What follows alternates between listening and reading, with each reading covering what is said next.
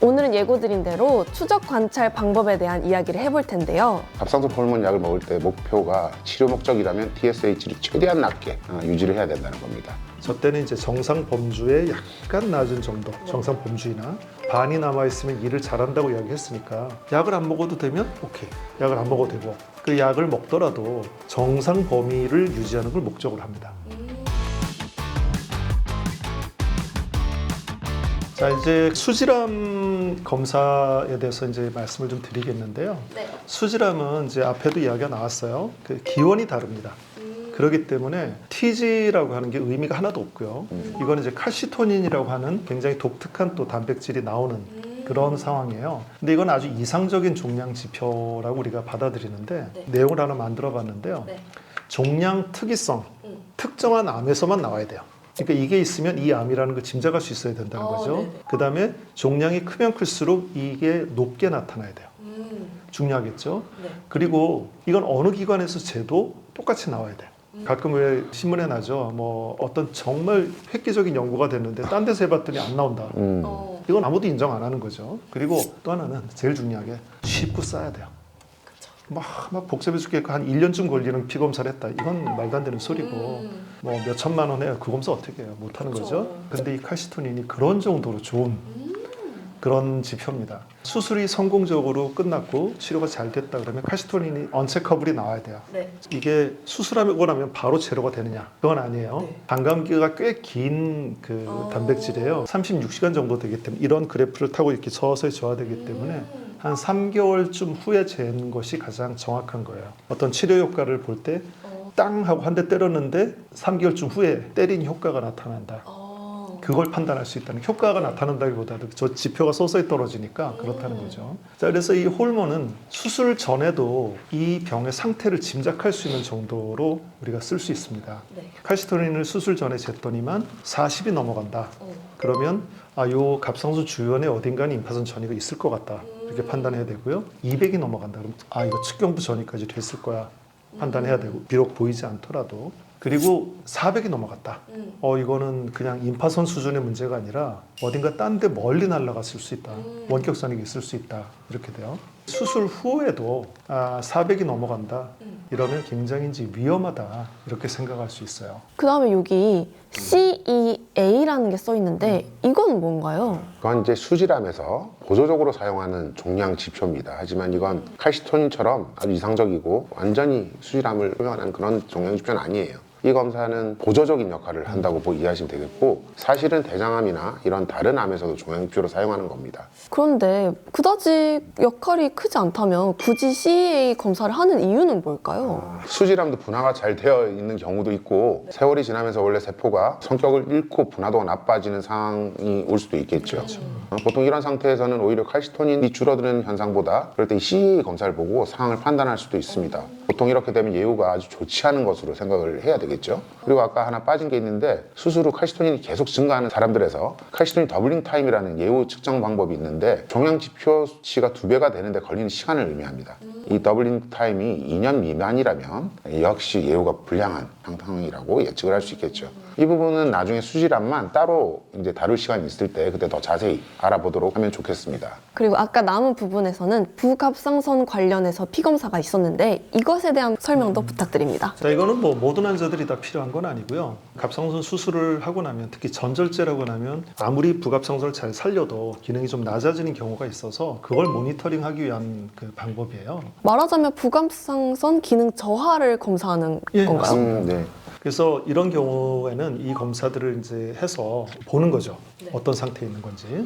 그럼 여기 이 PTH라는 게 부갑상선 호르몬인 것 같은데, 그럼 이 밑에 있는 CA, P 이런 거는 다 뭔가요? 자, 이거는 이제 부갑상선 기능, 이제 PTH만 봐도 되기는 해요. 근데 저게 이제 부갑상선의 기능이 몸에 칼슘을 높여주고 인을 좀 떨어뜨려주는 역할을 합니다. 근데 이걸 세트로 묶어서 검사하는 게 이제 판단이 어려운 부분이 있어요. 일단 부갑상선 기능이 낮으면 칼슘이 떨어지고 인이 올라가는데, 근데 인도 낮고 칼슘도 낮아.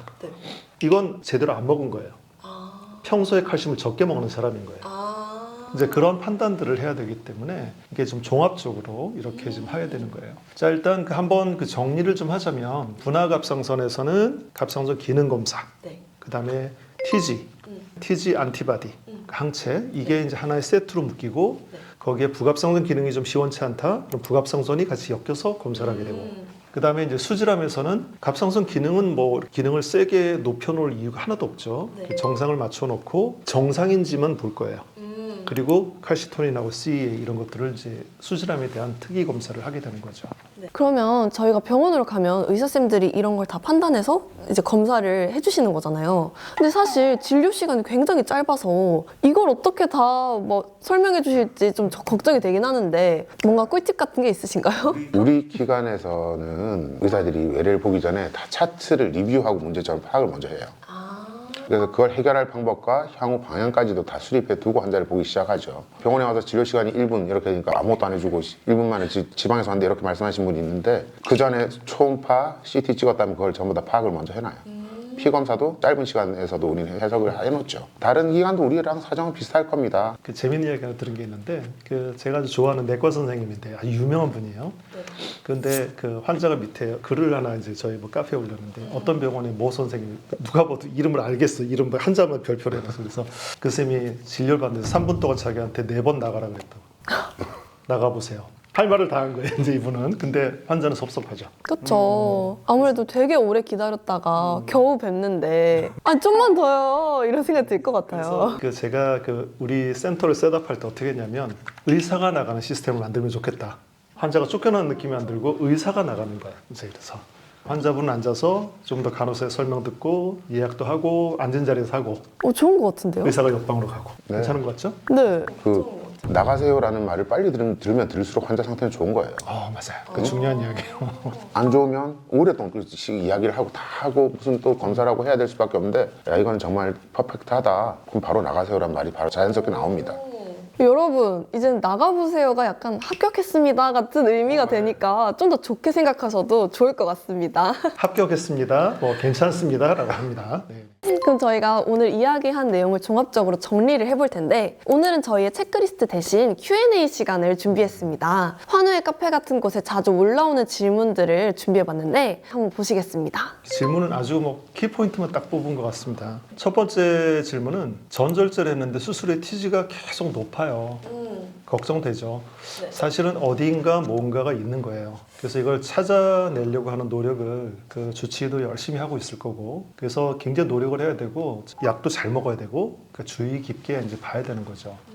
그리고 이제 갑상 약을 먹고 있는데 TSH, 갑상 자극 호르몬이 자꾸 높아지고 있어요. 첫 번째로 생각할 거는 정말 약을 잘 먹느냐, 띄엄띄엄 먹지 않느냐, 체중이 늘었느냐 물어봐요. 그런데 이 두 가지가 아닌 경우에 약도 잘 먹었고 체중도 잘 유지하는데 이러면 뭔가 약의 요구량이 상승해 있다. 이거는 분석해야 돼요. 아까 이야기한 대로 몸에서 무슨 이상한 일이 일어나서 약이 액티브한 폼으로 전환이 잘 안 일어난다. 이런 걸 분석을 해야 되기 때문에 저거는 이제 스스로 셀프 체크할 때는 내 체중은 괜찮은가? 약은 내가 정말 시간 잘 지켜서 먹는 걸 체크해보고 그럼에도 불구하고 이렇다. 이거는 꼭 상의를 해야 돼요. 자, 그 다음에 이제 오늘 한 이야기 중에 중점으로 다뤘던 이야기죠. 항체가 계속 높아요. 자, 이거는 그 체질상 그럴 수 있는데 이것도 항체가 낮은 상태로 가다가 점점점 증가하면 이것도 재발을 의미해요. 그러니까 계속 유지되는 건 큰 문제가 없습니다. 그래서 이거는 이제 계속 유지된다 그러면 걱정하시지 말고 점점 증가한다. 아마 주치의도 딱 이미 파악하고 있을 거예요.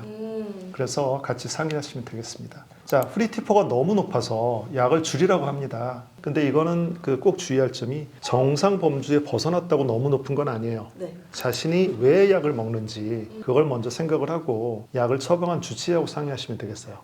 실제로 체중이 막 빠져가지고 자기가 먹고 있는 호르몬을 조절해야 되는 경우도 분명히 있기 때문에 아, 우리 선생님이 나 이거 먹으랬어. 그래서 1년 동안 추가라고 먹도 가지 말고 그럴 때는 이제 기능 항진의 증상이 나타나니까요. 주치의랑 빨리 상의하시는 게 좋겠어요. 자, 그 다음에 이거 참 골치 아픈 상태예요. 안티-TG 안티바디가 높은데 TG도 높게 나와요. 이거는 안 좋은 겁니다. 안티-TG라는 항체가 높아서 이렇게 다 마스킹 돼버렸는데 그것이 다 커버 못할 정도의 TG가 있는 거예요. 이거는 안 좋아요. 꼭 그 상의를 하시면 좋겠어요. 자, 칼시토닌 결과가 100이에요. 꽤 높죠? 꽤 높은데 아무 이상이 없대요. 아닙니다. 이거는 문제는 있습니다. 근데 너무 작던지 아니면 도저히 예상할 수 없는 곳에 뭐가 숨어 있어서 다만 발견을 못한 거일 뿐이에요. 그렇기 때문에 이거는 전문의랑 계속 상의하시면서 찾으려는 노력을 계속 해오고 있는 거죠. 칼시토닌 결과가 높은데 그냥 그대로 멈춰져 있어요. 근데 이제 이게 점점점 높아지는 게 아니라 그냥 100에서 계속 가고 있다. 혹은 100인데 살살 떨어진다. 높아지는 게 아니라면 철저한 검사를 하되 너무 그것 때문에 걱정하실 필요는 없어요. 뭔가 이 Q&A를 들으니까 이제 수술 후에도 꾸준히 병원에 방문을 하셔서 추적 관찰을 하는 게 굉장히 중요하다는 생각이 들어요. 이게 참 수술만으로 끝이 아니고 그 후에도 관리도 되게 열심히 해줘야 되는 것 같아서 저희 구독자분들이시나 이제 갑상선으로 힘들어하시는 분들이 많이 힘든 시간을 보낼 거라는 생각이 듭니다. 그래도 오늘도 궁금증이 해결되셨으면 좋겠다고 생각이 들고요. 다음 시간에는 어떤 걸 해주실지 말씀해 주실까요? 이제 오늘은 추적 검사를 할 때 피검사 내용에 대한 설명을 했었고요. 다음 시간을 위한 이제 기초 작업이었다고 보시면 되겠습니다. 다음 시간 이 기초 위에 추적 검사를 해 나가는 방법에 대해서 설명을 드리겠습니다. 그러면 오늘도 너무 고생 많으셨고요. 저희는 다음 시간에 뵙도록 하겠습니다. 감사합니다. 감사합니다. 네.